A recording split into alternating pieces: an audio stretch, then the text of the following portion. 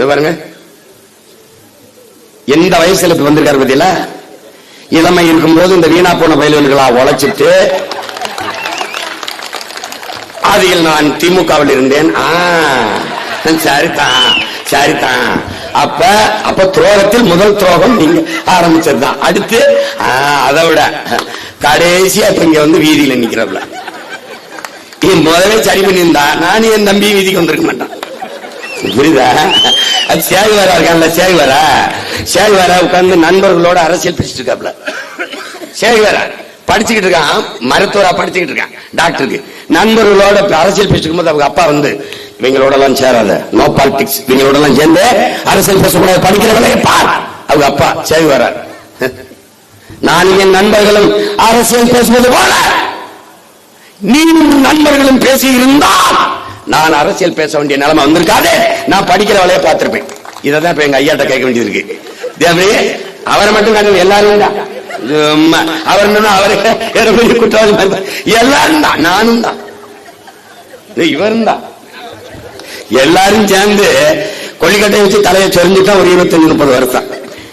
இப்ப கீழே விடும்போது எல்லாம் பொண்ணா போச்சு. இப்ப என்ன பண்றேன்னு தெரியல. 20 அம்சம் கோரிக்கை. இப்ப எவன் காதல விழ போகுது? ஒண்ணும் கிடையாது. இப்ப ஓட்டு ஒண்ணு இருந்துச்சு எங்களுக்கு, அதையும் எஸ்ஐஆர் கிளப்பிட்டான். ஆமா, ஒவ்வொரு தொகுதியிலும் போய் கேட்டா 80,000 ஓட்டு இல்ல, 36,000 இல்ல, 26,000 இல்லைன்னு. அதுல எங்க குடும்பத்துல பல பேர், எங்க தம்பிகளுக்கெல்லாம் உயிரோடு இருக்கும்போது செத்துட்டான்னு அவன் போட்டான். அவன் வந்தது செத்தவர்களை, இறந்தவர்களை பட்டியல இருந்து நீக்க, உயிரோடு இருக்கிறவங்க செத்தவர்களை செத்துட்டான். டேய் ஏண்டா இப்படி செத்து போனவுக்கு? ஐயோ ஐயோ, அது எப்படி எந்த கொம்பனாலும் குறை சொல்ல முடியாத ஒரு ஆட்சியை உங்கள் ஸ்டாலின் கொடுத்து கொண்டிருக்கிறேன். எவன் குறை சொல்லுவான்? குறைய தவிர வேற சொல்றதுக்கு என்ன இருக்கு? அங்க என்ன இருக்கு சொல்லுங்க ஏங்க. அது என்னங்க, தேர்தல் வரும்போது விடுபட்ட பெண்களுக்கு 36 லட்சம் பேருக்கு மறுபடி 36 லட்சம் பேர் விடுபட்டதை நேத்தான் கண்டுபிடிச்சிருக்கேன். ஏன்னா 2 மாசத்துல தேர்தல். மடிக்கணினி மாணவர்களுக்கு எப்போ? பிப்ரவரியில. ஏன் மார்ச்ல தேர்தல் வரும்போது ஒரு பாசம் வரும் பாருங்க. எங்க ஊர்ல சாவுக்கு வரும்போது எங்க ஆத்தா மூளையில உட்காந்து சும்மா உட்காந்து அப்படியே இருக்கும். இந்த பாவி மனுஷன் இப்படி விட்டு போயிட்டாப்லையே, இந்த பிள்ளைகளை எப்படி வளர்க்கறதுன்னு தெரியலையே அப்படின்னு. இந்த ஊருக்காரன் அந்த பேருந்து நிலையத்துல இறங்கி அங்க இருந்து அழுவான் பாருங்க. யாய ராசா, நாங்கெல்லாம் இவங்க நமக்கு ரொம்ப பெரிய சொந்தம் இருக்குடா, அழுகிறாங்கடா. நாங்க நினைப்போம் அப்ப படிச்சுக்கிட்டு இருக்கும்போது ரொம்ப அப்படி கதறி உருள்றாங்களேன்னு. அவன் தான் திமுக இந்த பயிலுக பயங்கரமா அழுவான். எப்ப அழுவான்? சாவுக்கு. எப்ப அழுவான்? தேர்தலுக்கு. ஏன் அந்த மடிக்கணிய பிப்ரவரி கொடுக்கறது போன வருஷம் கொடுத்துருக்கோம், அதெல்லாம் மறந்துட்டீங்கன்னா அப்ப கொடுத்தா தானே இது திமுக. ஐயா ஸ்டாலின் கொடுத்தது ஓட்ட அங்க போடணும். உதயசூரியனுக்கு போடு, அவங்க வீட்டுக்கு விடியும், நாட்டுக்கு விடியுமா? பேச்சாதானுங்க. எத்தனை காலத்துக்கு அந்த தவறை செய்யறது சொல்லுங்க? எத்தனை காலத்துக்கு?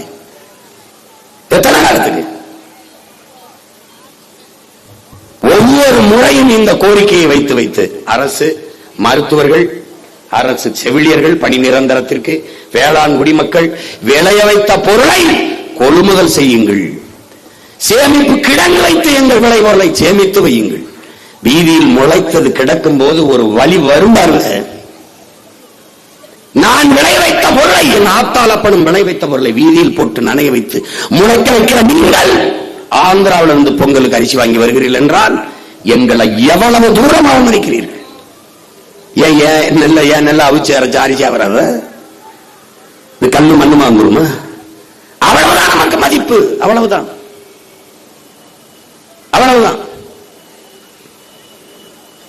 காதுல வாங்குறது இல்லை. ஏன்? வாக்குக்கு காசு கொடுத்தால் வாக்கை வாங்கிக் கொள்ள முடியும் என்கிற நிலை உருவாயிருச்சு. அறிவார்ந்த பெருமக்களே, அன்னைக்கு வாக்கு செலுத்துகிற மக்கள், வாக்காளர்கள் தங்களுக்கான ஆட்சியாளர்களை தீர்மானித்தார்கள். இன்று ஆட்சியாளர்கள் தங்களுக்கான வாக்காளர்களை தீர்மானிக்கிறார்கள். அதுதான் இந்த சிறப்பு வாக்காளர் திருத்தம். என்ன பண்றான்? எனக்கு இவன் என் ஓட்டு, அவன் இருப்பான், மத்தவனை தூக்கு. எங்கே போய்கொண்டிருக்கிறது இந்த நாடு? எதை நோக்கி போய்கொண்டிருக்கிறது நினைக்கிறீர்கள்? விதை தடுப்பு சட்டம் இருக்கிறது. என்னிடத்தில் தக்காளி விதை இருந்தால் அம்மாவுக்கு விற்க முடியாது. அவர்களிடத்தில் கத்தரி விதை இருந்தால் நான் வாங்க முடியாது, வாங்கக்கூடாது, சட்டப்படி குற்றம். ஏன் மொத்த விதையும் சின்சாண்டோ மான்சாண்டோ நிறுவனத்துக்கு வித்தாச்சு, அவன் கொடுக்கிற விதைத்தான் நீங்க வாங்கி விதைக்கணும். விதையை துளைத்து விட்ட ஒரு நாடு நீங்கள். அடிப்படையே தப்பு, எல்லாம் தப்பு.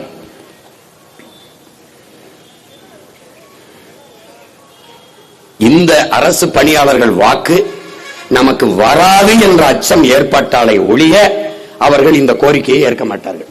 இது சத்தியம், நீங்க எழுதி வைங்க. இப்ப ஒருவேளை இவங்க எல்லாம் சேர்ந்து சீமானுக்கோ அல்லது பாட்டாளி மக்கள் கட்சி பாலுசுர மாதிரி அவங்களுக்கோ போட்டுவாங்களான்னு நினைச்சா காலையில ஐயாவை கூப்பிட்டு இந்த முக்கிய பொறுப்பாளர்களா வாங்க, என்ன உங்க பிரச்சனை, இப்ப விட்டுங்க. அடுத்த முறை நம்ம ஆட்சிக்கு வந்த பிறகு முதல் கையெழுத்து, ஏன்னா முதல் கையெழுத்தே 300 கையெழுத்து போட்டிருக்காங்க அவங்க. அது மது ஒழிப்பு, உங்களுக்கு தெரியும், உங்களுக்கு தம்பிக்கு தெரியும். சாதி வாரி கணக்கெடுப்பு எடுத்து குறைஞ்சது ஒரு 4 நூற்றாண்டுக்கு மேல போராடுறோம்.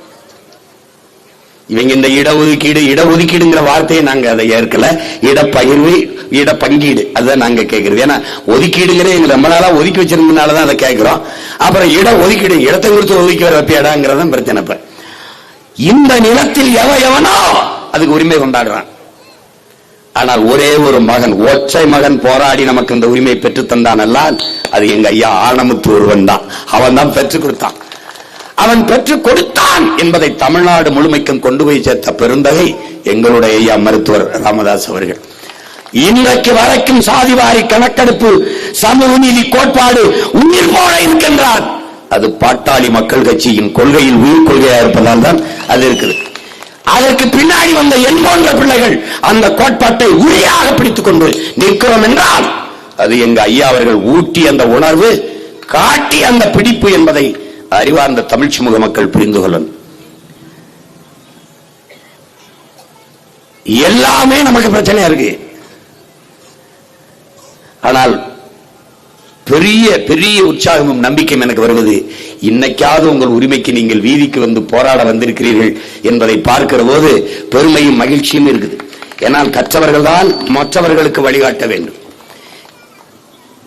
ஏன்னா உயிரினும் மேலானது உரிமை என்ற கோட்பாட்டை கொண்ட இனத்தின் மக்கள் நாம். அதான் ரொம்ப முக்கியம். நமது முன்னவர்கள் இந்த நாட்டை ஆளுகிற போது வெள்ளைக்காரன் வந்து நீ கப்பத்தை கட்டிவிட்டு ஆண்டுகள் சொல்லும் போது கேட்டுட்டு போறது எவ்வளவு நாள் ஆகும்? என் பாட்டன் சேதுபதிக்கோ, என் பாட்டன் தீரன் சின்னமலைக்கோ, மருதுபாண்டியருக்கோ எவ்வளவு சிரமம், எவ்வளவு நேரம் ஆயிருக்கும். ஒண்ணும் இல்ல, சரிங்க என்னங்க வேணும், கப்ப வந்தா கட்டுறேங்க, கட்டி நானே ஆண்டுகிறேன் சொல்ல முடியாதா? முடியும். ஏன் செய்யல? உயிரினும் மேலானது எனது உரிமை. அதான் அடிமை வாழ்வினும் உரிமை சாவு மேலானதுன்னு வச்சத்தான். அப்ப அந்த பரம்பரையில் வந்த நாம் நமக்கான உரிமையை இழந்து விட்டே படி வாழ்வது.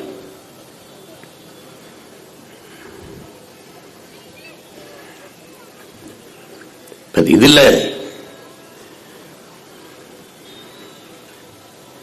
உங்க பிள்ளைகள் எங்ககிட்ட ஒண்ணுதான் இருக்குது, உங்களோட சேர்ந்து நாங்கள் உட்கார்ந்து போராடலாம், அவ்வளவுதான் எங்களுக்கு இருக்கிற வலிமை.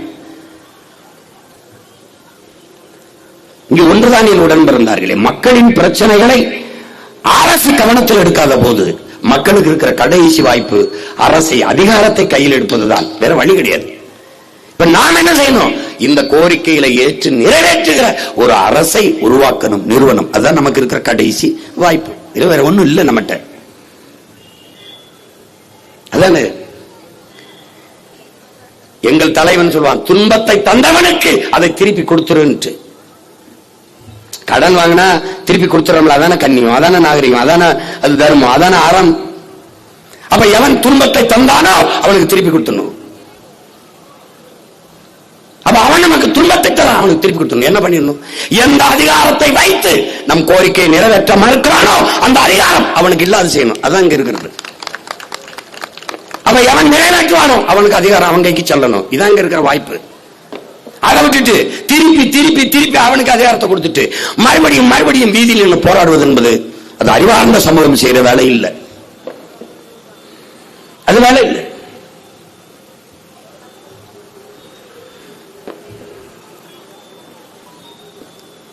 அதனால இப்போ இந்த கோரிக்கையை நீங்க நீங்கள் வைத்து போராடுகிறீர்கள். இதில் எல்லா கோரிக்கையும் எங்களுக்கு உடன்பாடு. நான் கூட கேட்டேன் என் தம்பிகள் தந்த டாஸ்மார்க். நான் வேலூர் சிறையில் இருக்கும்போது 300 தம்பிகள் போராடிட்டு இந்த கோரிக்கை முன்வைத்து போராடிட்டு சிறைக்கு வந்தார்கள். அப்ப உட்கார்ந்து பேசிக்கொண்டிருக்கும் போது தம்பி எல்லாம் சொன்னாங்க, இந்த மாதிரி ரொம்ப கஷ்டமா இருக்கு. என்னன்னா சீருடையோடு சின்ன சின்ன பிள்ளைகள் வந்து மது கேக்குது, அது கஷ்டமா இருக்கு. என்னப்பா படிக்கிற பிள்ளையே நீங்க எல்லாம் இப்படி இது பண்றீங்கன்னா, உங்க அப்பன் காசுல குடிக்கிறேன், கொடுத்தா கூட வேற கடைக்கு போறேன்னு சொல்லுது.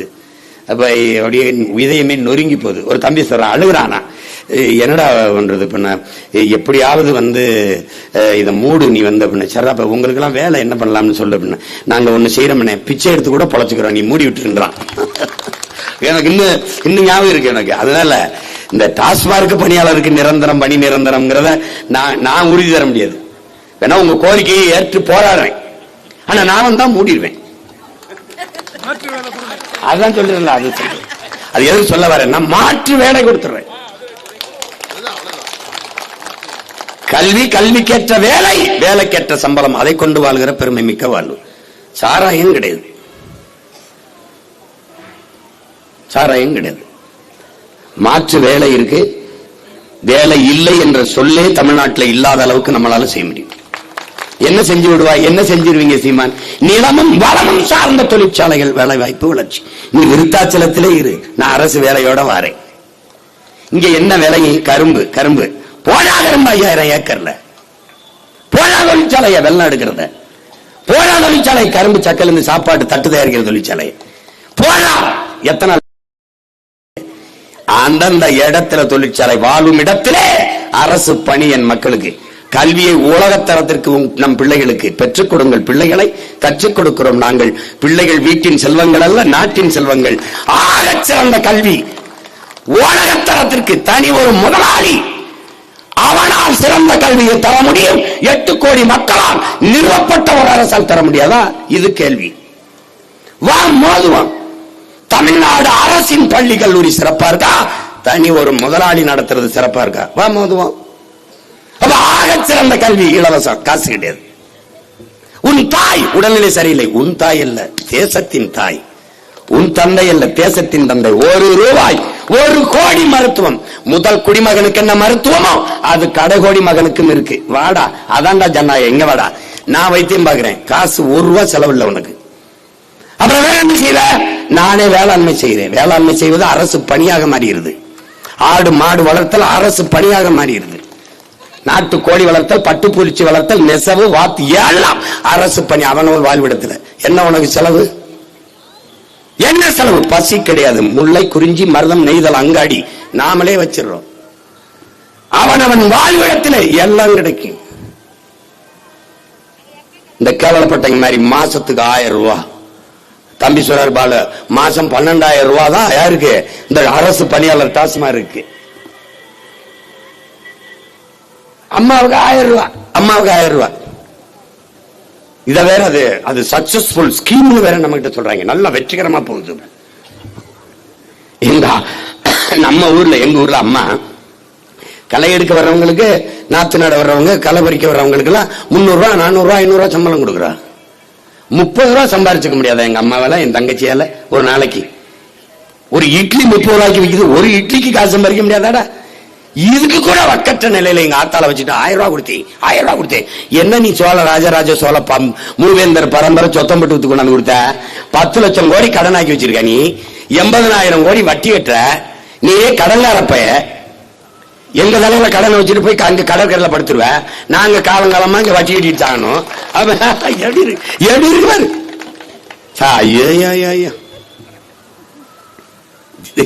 இது உங்களை நல்லா இருப்பிய. எனக்கு போடுங்க, போடாம இருங்க. என் தம்பி பால் சொல்ற மாதிரி எங்களுக்கு போடுங்க, போடாம இருங்க. ஆனா யோசிச்சு போடுங்க.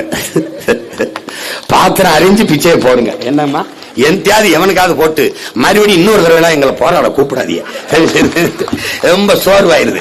ஏன்னா திருப்ப அப்படின்னு ஒரு தடவை தவறு பண்ணலாம், 2 தடவை தவறு பண்ணலாம். இப்படியா 60 வருஷமாவா எங்களை பாடுபடுத்துவிய? கரும்பு 20 அம்ச கோரிக்கை இருக்குது. தலைவர் பெருமகன் ஐயா பாலசுப்ரமணியம் எடுத்து எல்லாத்தையும் சொல்லிட்டாங்க, தம்பி பாலும் சொல்லிட்டாங்க. இதுல எல்லா போராட்டத்திலையும் நாங்க பங்கேற்றுருவோம். நானும் சரி, தம்பி பங்கேற்றிருப்பாரு, எங்க ஐயா பங்கேற்றிருப்பாரு, உங்களுக்கு தெரியும் நினைக்கிறேன். எல்லா போராட்டத்திலையும் நாங்க பங்கேற்றுக்கோம். இன்றைக்கு ஆளுங்கட்சியா இருக்கிற கட்சி எதிர்கட்சியா இருக்கும்போது இந்த போராட்டத்தில் பங்கேற்றிருக்கிறது.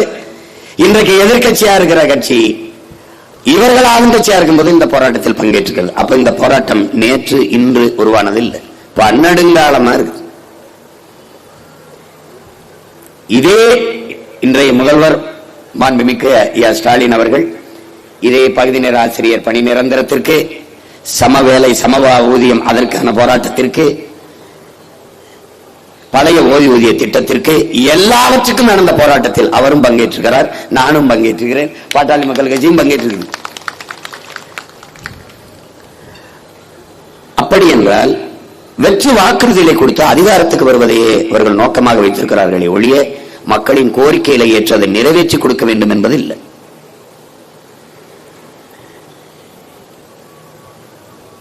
புரட்சியாளர் அம்பேத்கருடைய திருவுருவச் சிலையை எங்களுக்கு நினைவாக பரிசாக கொடுத்தார்கள்.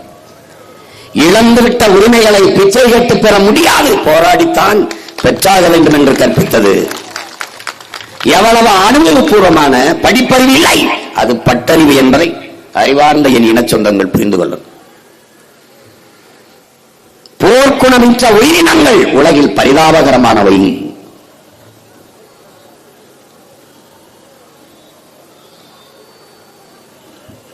அது நல்லா புரிஞ்சுக்கணும்.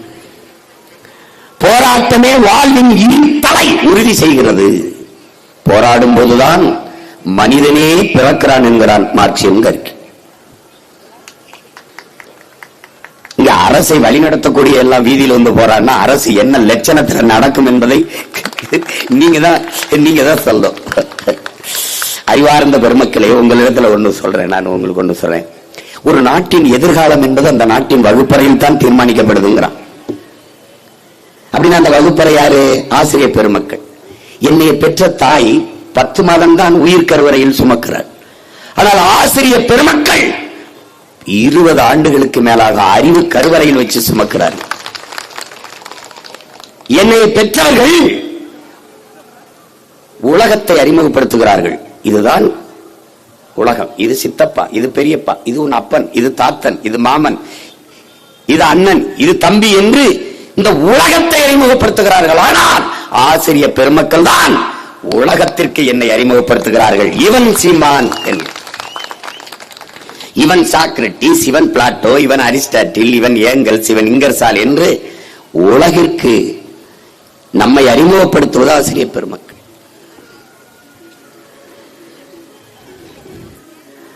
அந்த ஆசிரியர் பெருமக்களின் நிலையே வீதியில் இருந்தால் நாடு எந்த நிலையில் இருக்கிறது, ஆசிரியர்களே தெருவிற்கு வந்தால் அந்த தேசம் எந்த நிலையில் இருக்கிறது என்பதை அறிவார்ந்த பெருமக்கள். நானோ என் தம்பி பாலோ திருப்ப சொல்றோம், ஓட்டுக்காக நிற்பவன் இதை பேச மாட்டான், நாட்டுக்காக நிற்பவன் தான் இதை பேசுவான்.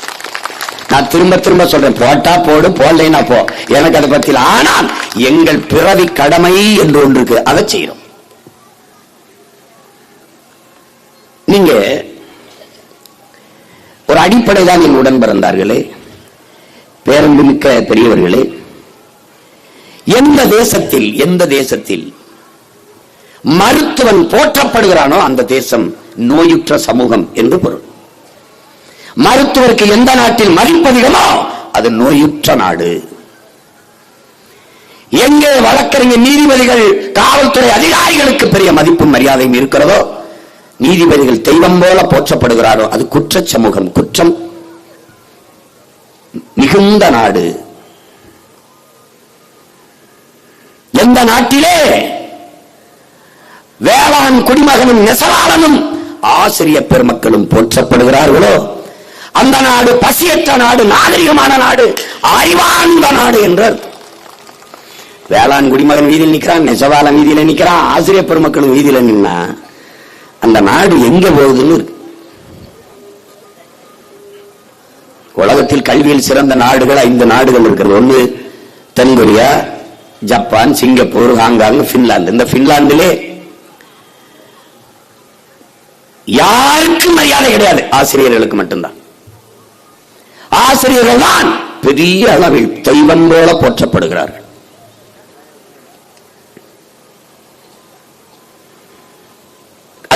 விமானம், நான் ஐஏஎஸ், நான் ஐபிஎஸ், நான் மருத்துவர், நீ எவனாவது இவனை எல்லாம் உருவாக்கியவன் ஆசிரியர். அதனால் அவனுக்கு மதிப்பதிகம். ஆசிரியர்களே உரிமைக்கு வீதிக்கு வந்துட்டா ஒன்னும் சொல்றதுக்கு இல்ல. இந்த நாடு நாடு இல்ல, சுடுகாடு என்று நாம் விளங்கிக் கொள்ளணும். பழைய ஓய்வூதியத்தை உறுதி செய்யுங்கள். பல ஆண்டுகளா போராடுறாங்க. ஐயாவுக்கு தெரியும். நேற்று இன்னைக்கு வைக்கிற கோரிக்கை இல்ல, விருத்தாச்சலத்துல நம்ம வச்சு போராட என்னம்மா இன்னைக்கு வைக்கல, அது ரொம்ப நாளா நடக்குது.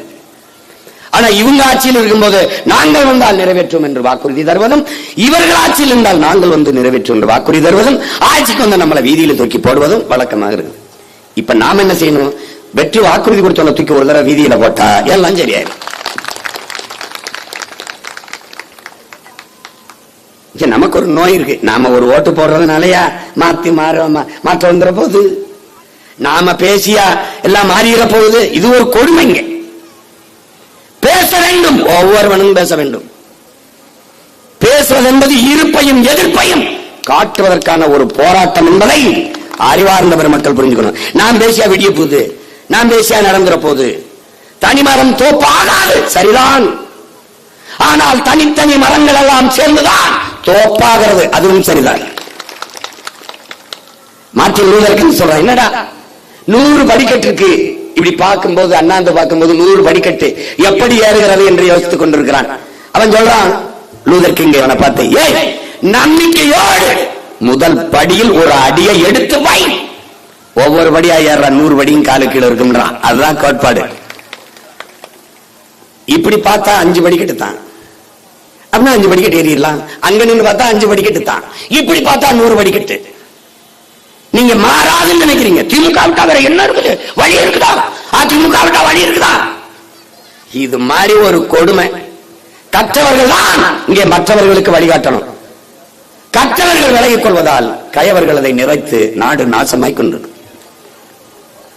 என் தம்பி பாலு சொன்ன மாதிரி அரசு பணியாளர்கள் தான் இந்த கேடு கட்ட கேவலம் கட்ட அதிகாரத்தை மீறியவர்கள். ஆபிரகாம் லிங்கன் என்ன சொல்றான்? இந்த உரிமையை வாய்த்து போராடுவதற்கு நீங்கள் தகுதி வைத்திருக்கிறீர்களா? யாராவது சொல்.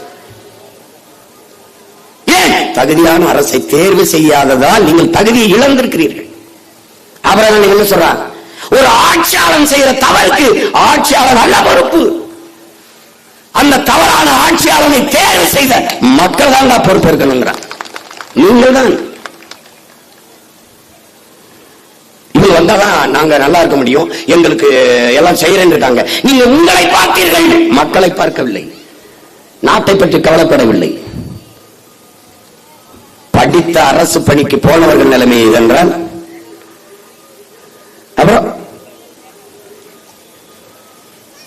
தம்பி பாலு சொன்ன மாதிரி எத்தனை காலத்துக்கு அந்த அலுவலகத்துக்கு முன்னாடி வந்து இந்த நிரந்தர பணிக்காகவும் பகுதி நேர ஆசிரியர்கள் 12,000க்கும் மேற்பட்ட ஆசிரியர் பெருமக்கள், பகுதி நேர ஆசிரியர்கள், தேர்ச்சி பெற்றவர்கள் 14,000க்கும் மேற்பட்ட பிள்ளைகள் பணி நியமனத்திற்காக காத்திருக்கிறார்கள். எதுவும் புதிரில்லையுடன் வந்தார்களே, அவர்கள் கொடுத்த வாக்குறுதிதான் நாங்கள் வந்தால் செய்வோம் என்று. ஏன் செய்யல? அதுவும் என் தம்பி பாலு சொல்றாரு, அந்த கர்ப்பிணி பெண்களுக்கு ஓராண்டு விடுமுறை, அதுக்கு அவங்க செய்யல. நான் ஆட்சிக்கு வந்தால் இதை செய்வேன் என்று 2016 நான் கொடுத்த ஆட்சியின் வரைவை அதை எடுத்து செயல்படுத்தினாப்ல. என்ன இப்ப வந்து திமுக புதுசாக ஆட்சிக்கு வரலையே, அப்ப இம்முறை செயல்படுத்த நீங்கள் இதற்கு முறை எத்தனை முறை வரும்போது ஏன் செயல்படுத்தல தெரியல. ஒரு நாடு சாராய பொருளாதாரத்தை நம்புது அப்படின்னா, அறிவார்ந்த பெருமக்களே, பேரன்புமிக்க என் பெற்றோர்களே, உயிருக்கு என் உடன் பிறந்தார்களே, பாலின் சந்தை மதிப்பு 1,50,000 கோடி, 1,39,000 கோடி இருக்குது, கிட்டத்தட்ட 1,50,000 கோடி. சாராயம் 50,000 கோடி. இது உயிரை எடுக்கும், உயிரை கொடுக்கும். ஏன் பால் பொருளாதாரத்துக்கு வரல, சாராய பொருளாதாரத்தில் இருக்குது இந்த அரசு? அரசு உங்களுக்கு பால் கிடைக்கிறது எங்கிருந்து? ஆந்திராவில இருந்து. ஏன் நீ மாடு வளர்க்கல? அசிங்கம். இங்கே உற்பத்தியாளரும் விற்பனையாளரும் ஒரே ஆளாக இருப்பது தமிழ்நாட்டில். நான் வேளாண் குடிமகன், நான் கரும்பு விளைய வைப்பேன், நான் உற்பத்தியாளன், ஆனால் விற்பனையாளன் நான் இல்லை. நான் நெல்லை விளைய வைப்பேன், விற்பனையாளன் நான் இல்லை. கத்தரிக்காய் தக்காளி விளைய வைக்கிற நான் விற்பனையாளன் இல்லை. ஆனால் தமிழ்நாட்டு அரசில் உற்பத்தியாளனும் விற்பனையாளனும் ஒரேயாளாக இருக்கிற ஒரு துறை சாராயத்துறை, டாஸ்மார்க் துறை. அவனே தொழிற்சாலை வச்சிருக்கான், அவனே காய்ச்சா, அவனே விற்கிறான். தாண்டா உலகத்துல கொடுமை. கள்ளச்சாராயம் குடிச்சு செத்தவனுக்கு 10 லட்சம் கொடுத்த ஒரு ஆட்சியை உலக வரலாற்றில் நீங்க எழுதி வச்சுக்கணும். பொண்ணேட்ல எங்களுக்கு பின்னாடி வரைய தலைமுறை எழுதும். கள்ளச்சாராயம் குடிச்சு நான் கூட சொன்னேன், சாகிறதுன்னு ஆயிடுச்சுன்னா சரி ஏதாவது விஷம் பேச குடிக்காத, சாராயத்தை குடி செத்துப்போம்.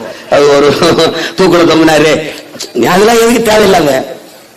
இல்ல யாராவது நடிகை வந்தா பார்க்க போய் கூட்டத்தில் போய் நெருங்கி செத்துப்போம். அப்போவாவது 10 லட்சம் கொடுப்பான். ஒண்ணு குடிச்சுச்சா இல்ல நடிக்கிறவனா கூத்தாடிய பார்க்க போயிச்சா, ரெண்டுல ஒண்ணு சா.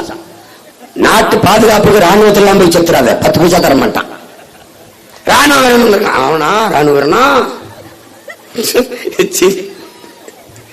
இந்த நாட்டு விடுதலைக்கு தூக்குல தொங்கினவன் எங்க புதைக்கப்பட்டிருக்கான்னு தெரியாது. ஆனா இன்னைக்கு உலக புகழ்பெற்ற கடற்கரையில 2 ஏக்கர்ல படுத்திருக்காங்க சென்னையில.